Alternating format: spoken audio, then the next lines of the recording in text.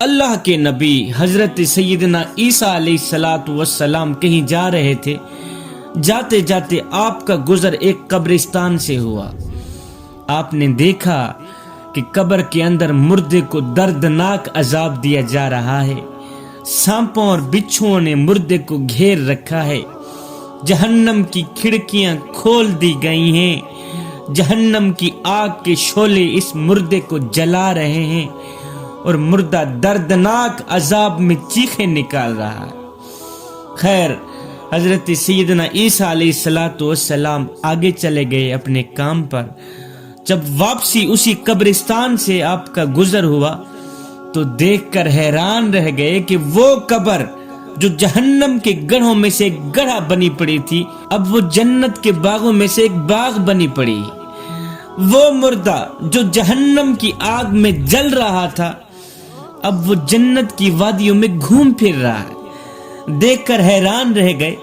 آپ نے دونوں ہاتھ اٹھائے، عرض کی یا باری تعالی، ابھی تھوڑی دیر پہلے میں یہاں سے گزرا تھا.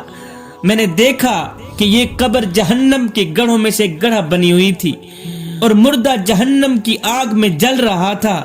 اب مولا تھوڑی دیر کے بعد وہی قبر جنت کے باغوں میں سے ایک باغ بنی نظر آتی ہے اور مردہ جنت کی وادیوں میں گھوم پھر رہا ہے. مولا ماجرا کیا ہے؟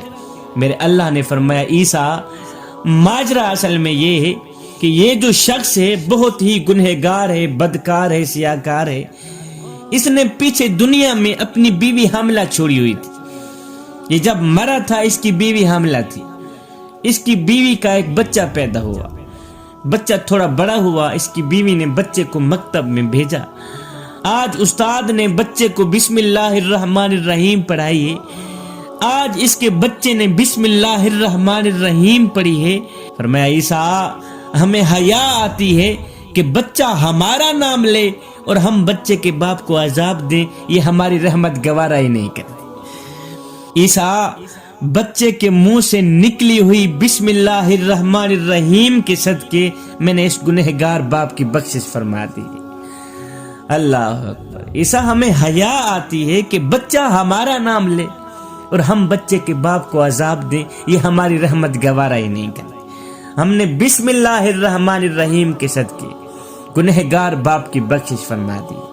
تو میرے بھائیوں، اگر آخرت میں چاہتے ہو کہ وہ تعلیم جو ہماری بخشش کا ذریعہ بن جائیں، وہ ہے قرآن کی تعلیم جو آخرت میں تمہاری بخشش کا ذریعہ بنے گی. اپنے بچوں کو دین کی تعلیم دیں، اپنے بچوں کو قرآن کی تعلیم دیں. بچوں کو دین سکھائیں، قرآن سکھائیں، بچوں کو نماز سکھائیں. قیامت کا دن ہوگا، نفسا نفسی کا عالم ہوگا.